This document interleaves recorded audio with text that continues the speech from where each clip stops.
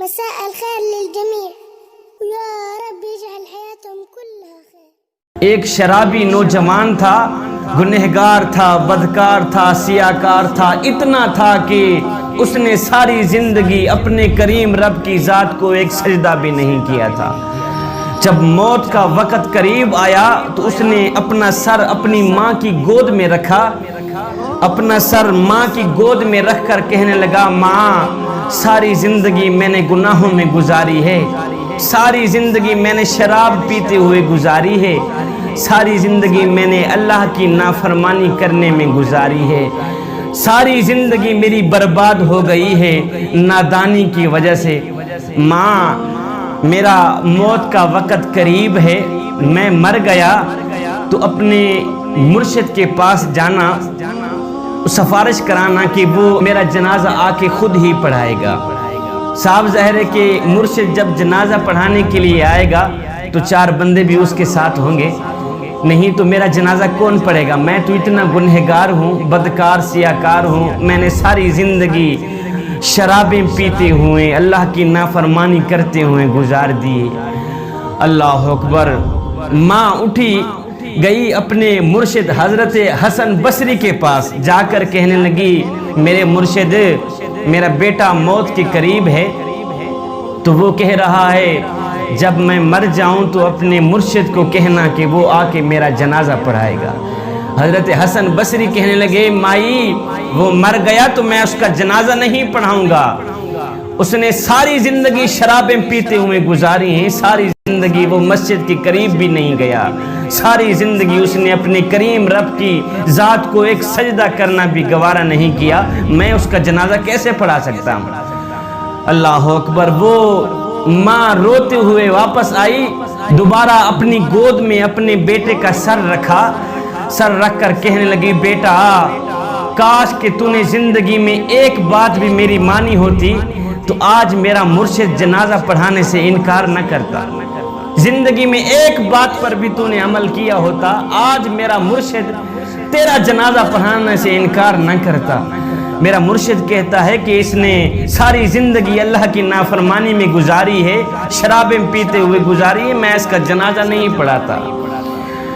اللہ اکبر۔ نوجوان رونے لگ گیا۔ جوانوں سنو، نوجوان کی آنکھیں خون کے آنسو بہانے لگ گئی، ماں تڑپنے لگ گئی۔ نوجوان نے کہا، اماں جی ایک بات تو بتائیں۔ ماں کہنے لگی، جی بولو بیٹا، کیا کہنا چاہتے ہو؟ نوجوان نے کہا، ماں مجھے اتنا بتا دے کہ میرے گناہ زیادہ ہیں یا میرے کریم رب کی رحمت زیادہ ہے؟ میرے گناہ زیادہ ہیں، میری بدکاریاں زیادہ ہیں، یا اس کریم رب کی رحمت زیادہ ہے؟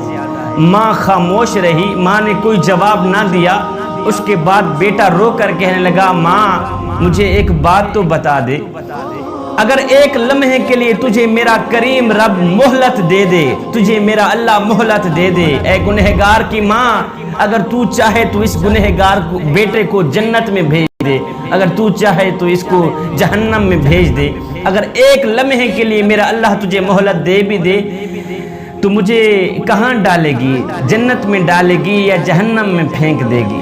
ماں فوراً بولی، نہیں بیٹے، اگر مجھے ایک لمحے کے لیے بھی میرا اللہ مہلت دے دے تو میں تجھے جنت کا دروازہ کھول کے اندر ڈال دوں گی، جنت میں ہی بھیج دوں گی، فوراً بھیج دوں گی۔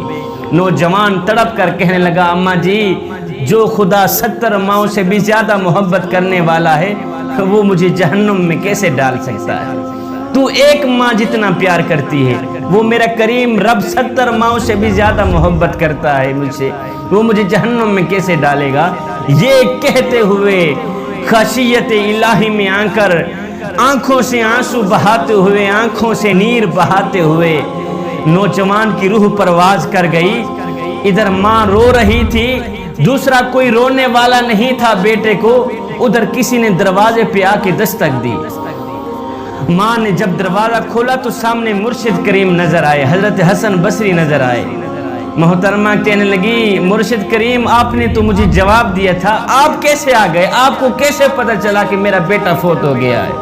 مرشد کریم کہنے لگے، محترمہ جی جب تو میرے پاس آئی تھی اس وقت میں سونے لگا تھا، میری آنکھ لگی، خواب میں کسی کہنے والے نے کہا او میاں تو سویا ہوا ہے اور میرے یار کا جنازہ کون پڑھائے گا؟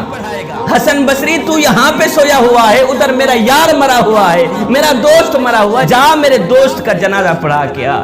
ہے ادھر ندامت کے دو آنسو بہے تھے، ادھر ندامت اور شرمندگی خشیت الہی میں آ کر آنکھوں سے دو آنسو بہے تھے، ادھر بخشش کا فیصلہ ہو گیا تھا، ادھر مغفرت کا فیصلہ ہو گیا تھا۔